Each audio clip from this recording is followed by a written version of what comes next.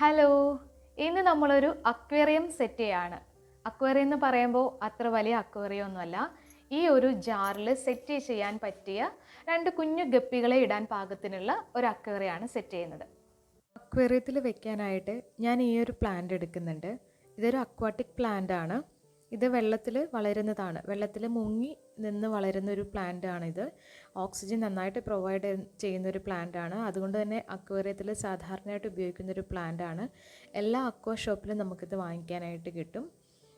ഈ ഒരു പ്ലാന്റിന് വളരാനായിട്ട് മണ്ണൊന്നും ആവശ്യമില്ല. വെറുതെ ജാറിനകത്ത് അല്ലെങ്കിൽ ബൗളിനകത്ത് ഇറക്കി വെച്ചാൽ മതി, അല്ലെങ്കിൽ ഒരു തടിയിൽ കെട്ടിയൊക്കെ വെച്ചാലും മതി. ഇത് വളരാനായിട്ട് അതിനകത്ത് പിടിച്ച് നിന്നങ്ങ് വളർന്നോളും. ഇതിൻ്റെ ഈ ഗ്രീൻ കളറൊക്കെ അക്വേറിയത്തിൽ കാണുമ്പോൾ നല്ലൊരു ഭംഗിയായിരിക്കും കാണാൻ.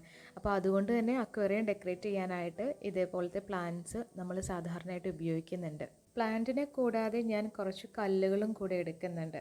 ഈ ഒരു കല്ല് അക്വേറിയത്തിൽ ഇടാനായിട്ട് സ്പെഷ്യലായിട്ടുള്ള കല്ലുകളാണ്. നമ്മൾ സാധാരണ ചെടിക്ക് ഇടുന്ന കല്ലുകളല്ല ഇത്.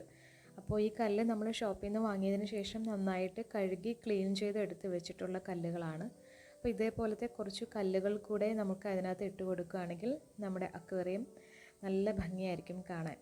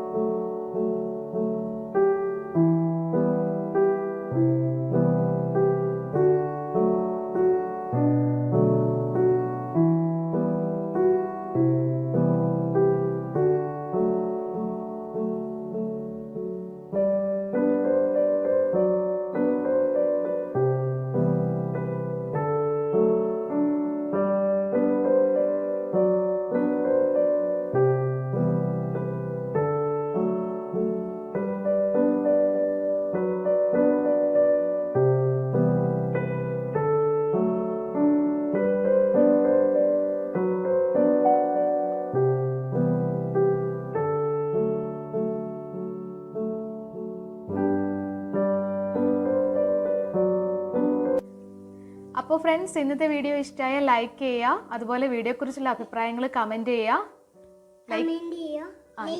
ലൈക്ക് ചെയ്യുക. ഓക്കെ, അപ്പോൾ ചാനൽ സബ്സ്ക്രൈബ് ചെയ്തിട്ടില്ലെങ്കിൽ ഇപ്പോൾ തന്നെ സബ്സ്ക്രൈബ്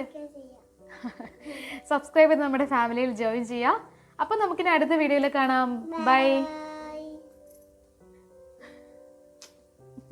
ഓക്കെ.